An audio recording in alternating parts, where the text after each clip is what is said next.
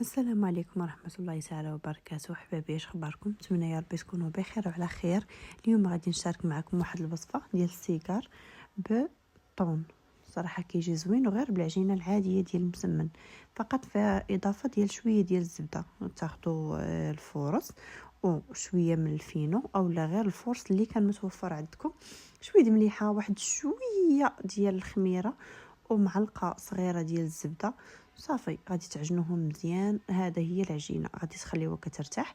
نبداو دابا في الحشوه. خديت بصيله كبيره شحرتها واحد شويه مع الزيت، راكم شفتوها، وضفت فلفله مقطعتها هي قطع صغيره كيف كتشوفوا، خليتهم كيتشحروا. دابا غادي نبدا نضيف المقادير اولا التوابل. ضفت شويه ديال الملحه، شويه ديال سكينجبير، الخرقوم، شويه ديال البزار. صراحه كيجيو مذاقهم زوين، غير جربوه والله ما غتندموا عليه. وهنا كنستعمل قزبر كارم، في العواد ما غادي ندير القزبر هكاك طري، كيعجبني المذاق ديال القزبر كارم. صافي غادي نخليه حتى هو كيتشحر وغادي نكمل على هذا الشكل تيتشحروا مزيان. ها نتوما تشوفوا هذا هو الشكل ديالو. هنا ضفت شعريه صينيه اولا شعريه ديال الرز، المهم اللي كان متوفر عندكم بزوج. من بعد ما كديروها في واحد الميها كتطلق، كديروا معها شويه ديال عصايه سيدنا موسى، واحد شويه ديال المليحه باش ما تبقاش هكاك ما فيها لا مذاق لا والو. اولا لا كان عندكم كنور ديروا واحد شويه، واحد طريف صغيور. صافي وخليوها معاه في الماء. المهم هنا من بعد ما تشحرت حتى هي وتخليها هذاك كيف قلت لكم، من بعد ما تشحرات وتخليها هذاك المقادير دوك التوابل. صافي ضفت هنا الطون، راه واضح في الصوره. صافي غادي نشحرو وغادي تكون هذه هي المقادير ديالنا. غادي نضيف عليه شويه ديال لاصوص بلونش، غير شويه. قد يكونوا هادو هما المقادير اللي راحنا غنحتاجو. صافي مقيله سهله وسريعه. صافي كتفني فيها كيف ما بغيتي.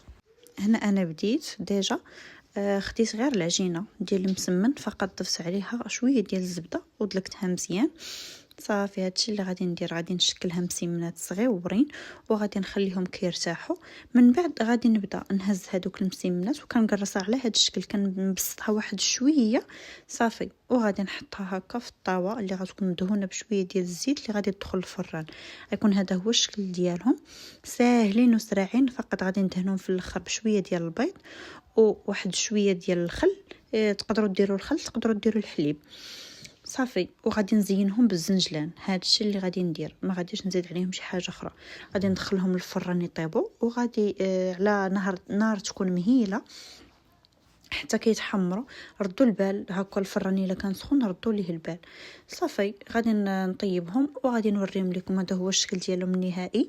نتمنى ينال الاعجاب ديالكم، ونتلاقاو يا ربي في فيديو اخر بوصفه جديده. ما تنسونيش من لايك ديالكم، من لي كومونتير زوينه. شكرا بزاف على الدعم ديالكم، الله يخطيكم. نتلاقاو في فيديو جاي ان شاء الله.